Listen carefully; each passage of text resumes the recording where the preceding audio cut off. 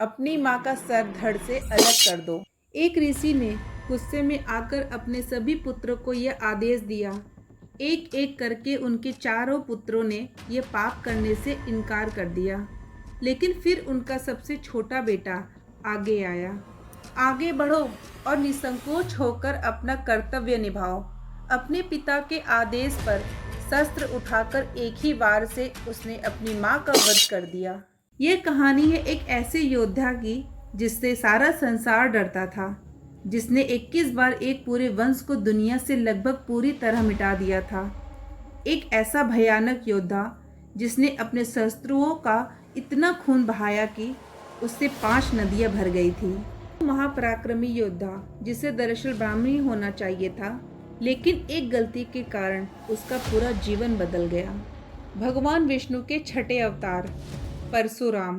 परशुराम जिसके क्रोध से पूरी धरती कांप उठती थी। लेकिन आखिर परशुराम है कौन? जमदग्नि की पत्नी रेणुका एक आदर्शवादी पत्नी, जिनकी एक छोटी सी भूल उनके मृत्यु का कारण बन गई। एक दिन नदी से जल भरते समय उनका मन एक गंधर्व की ओर आकर्षित हो गया। एक पराये पुरुष के लिए उनके मन में काम वासना जागी, जिससे उनकी पवित्रता भंग हो गई। जब वो लौटी, उनके पति ऋषि जमदग्नि को इस बात का आभास हो गया था। वो भयंकर क्रोधित हो गए। उन्होंने अपने पुत्रों को आदेश दिया कि जाओ, अपनी माँ का सर धड़ से अलग कर दो। एक एक करके उनके चारों पुत्रों ने इस पाप को करने से इनकार कर दिया और फिर उनके सबसे छोटे बेटे परशुराम जी की बारी आई। अस्त्रों शस्त्रों में माहिर परशुराम को भगवान शिव ने एक दिव्य परशु वरदान में दिया था, लेकिन वो ये नहीं जानते थे कि उन्हें इस दिव्य अस्त्र का प्रहार अपनी माँ पर करना पड़ेगा। उनके पिता का क्रोध इतना भयानक था कि पूरे परिवार का विनाश हो सकता था। इसलिए अपने पिता को शांत करने के लिए परशुराम जी ने अपनी माँ का वध कर दिया। लेकिन ऋषि जमदग्नि का क्रोध अभी भी शांत नहीं हुआ था। अपने पिता का आदेश न मानने का पाप करने के लिए उन्होंने अपने चारों पुत्रों को भी दंड दे दिया और परशुराम को अपने चारों भाइयों का एक एक करके वध करना पड़ा। परशुराम ने बिना किसी प्रश्न के पिता के आदेश का पालन किया था।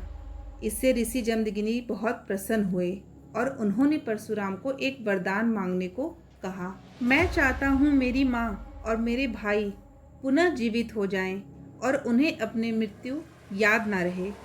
ऋषि जमदग्नि अपनी बात से पलट नहीं सकते थे। उन्होंने परशुराम की बात मान ली और अपनी शक्तियों से अपने परिवार को पुनः जीवित कर दिया। परशुराम जी को क्षत्रियों के संहार के लिए जाना जाता है, लेकिन इसके पीछे का कारण था माहिष्मती साम्राज्य का एक ऐसा राजा जिसने पूरी दुनिया पर अपना कब्जा कर लिया था। ये था कार्तवीर्य अर्जुन, जिसे सहस्त्रबाहु के नाम से भी जाना जाता था। सहस्त्रबाहु यानी जिसकी 1000 भुजाएं हो। माना जाता है कि कार्तवीर्य अर्जुन ने महान ऋषि दत्तात्रेय की तपस्या कर उन्हें प्रसन्न किया था, जिससे उसे एक वरदान प्राप्त हुआ था। उसने मांगा कि उसकी 1000 भुजाएं हो, जिनकी शक्ति के आगे कोई टिक न पाए और कोई भी उसे युद्ध में हरा न पाए। 1000 भुजाओं के साथ सहस्त्रबाहु की शक्ति की कोई सीमा नहीं थी, जिसके दम पर वह अपना राज्य बढ़ाता चला गया। जमीन, नदी, पर्वत, जंगल सब पर सहस्त्रबाहु का राज चलने लगा। लेकिन राज्य बढ़ने के साथ ही सहस्त्रबाहु का अहंकार भी बढ़ता जा रहा था। उसे हमेशा अपने आप को सर्वश्रेष्ठ साबित करने में मजा आता था। इसलिए वो कमजोर लोगों पर जुल्म करने लगा और देखते ही देखते उसकी क्रूरता बढ़ती ही चली गई। एक दिन जंगल में सफर कर रहे सहस्त्रबाहु परशुराम जी के पिता ऋषि जमदग्नि के आश्रम पहुंचे। वहां उनकी नजर पड़ी गौ माता कामधेनु पर, एक ऐसी पवित्र गाय जो किसी को भी इच्छा पूरी कर सकती थी। लोभ में अंधा सहस्त्रबाहु जबरदस्ती कामधेनु को खींचकर अपने साथ ले गया। जब परशुराम जी को इस बात का पता चला तो वो भयंकर क्रोधित हो उठे और उन्होंने सहस्त्रबाहु को युद्ध के लिए ललकारा। अहंकार में डूबा सहस्त्रबाहु परशुराम जी को साधारण इंसान समझ रहा था, लेकिन जल्द ही वो जान गया कि उसने अपने मृत्यु को बुलावा दे दिया है।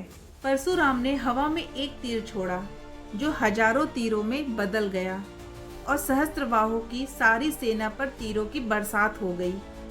कोई भी उनके सामने टिक नहीं पाया और देखते ही देखते सारी सेना ढेर हो गई। अब सहस्त्रबाहु को बचाने वाला कोई नहीं था। उसने अपना पूरा बल लगाकर परशुराम से युद्ध किया, लेकिन परशुराम ने एक एक कर उनकी सारी भुजाएं काट दी और आखिर में उसका सर काटकर वध कर दिया। सहस्त्रबाहु का अहंकार और लोभ ही उसकी मृत्यु का कारण बना, लेकिन उसके पुत्रों ने इससे भी बड़ी भूल की, जिसे उनके वंश को बर्बाद कर दिया। सहस्त्रबाहु की मृत्यु देखकर सारे पुत्र वहां से भाग खड़े हुए, लेकिन बदले की भावना ने उन्हें शांत रहने नहीं दिया। कुछ समय बाद उन्होंने अपनी चाल चली। मौका पाते ही उन्होंने ऋषि जमदग्नि के आश्रम पर हमला कर दिया और उन्हें बेरहमी से मार डाला। ऋषि जमदग्नि के शरीर पर 21 घाव किए गए थे। अपने पिता की ऐसी दुर्दशा देखकर परशुराम जी की क्रोध की सारी सीमाएं पार हो गई। अपने प्रचंड क्रोध में परशुराम ने प्रतिज्ञा ली कि वो कार्तवीर अर्जुन की 21 पीढ़ियों का सर्वनाश कर देंगे।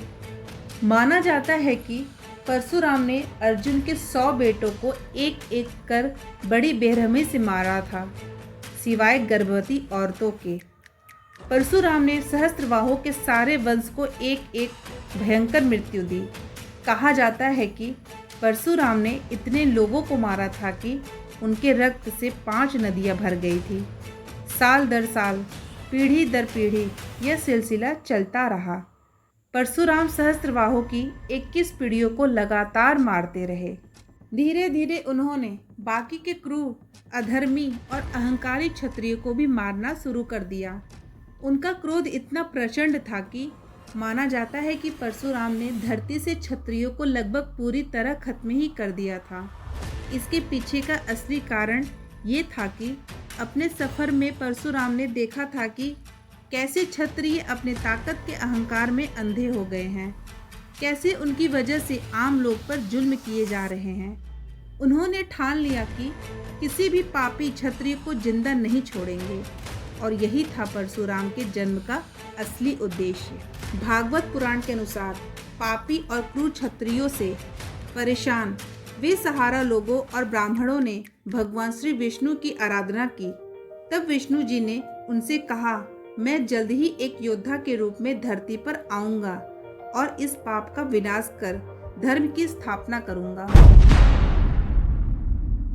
परशुराम जी एक ऐसे विष्णु के अवतार हैं जिन्होंने कभी अपने शरीर को नहीं त्यागा।